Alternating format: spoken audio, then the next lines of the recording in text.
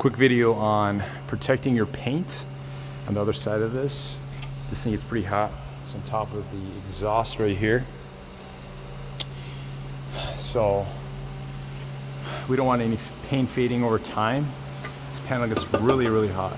So I'm gonna coat this, probably the center area right here with some gold foil.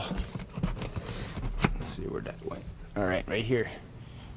So we're gonna coat it with this stuff right here. Now, I cleaned the surface already with some surface cleaner.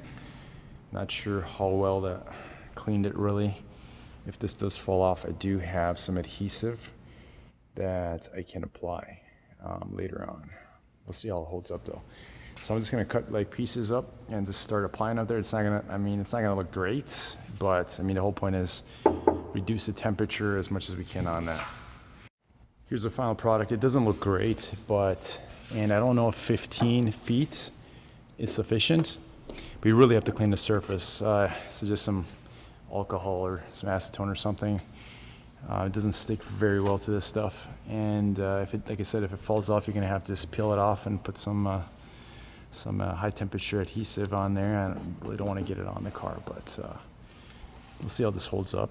If it holds up, it's gonna fall right down. But yeah, you can see that, this is right on top of the exhaust. So,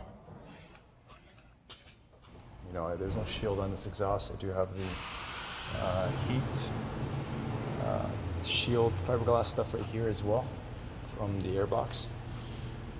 And I'm not sure if this is gonna reduce the temperatures substantially. I did cover up these two holes right here, so it might do something, might not do anything, but it doesn't weigh anything and barely cost anything, so it's worth a try.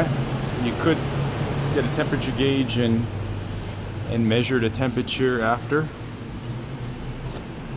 running a car for a while, but not going there.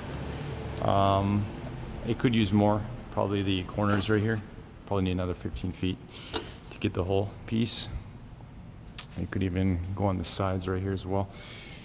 There's other parts in the car you could apply this to, maybe on this side, maybe extend that out a little bit, keep this area away from the heat. This thing does really heat up, and you can see down there, it's hard to see dark here, but down there's some factory heat stuff for the plastic. This side has nothing. And the air boxes are already carbon fiber. They stand good for heat. So yeah, there's a few different things you can do to keep the heat on, and of course the Challenge grill, which helps a lot. Thanks for watching.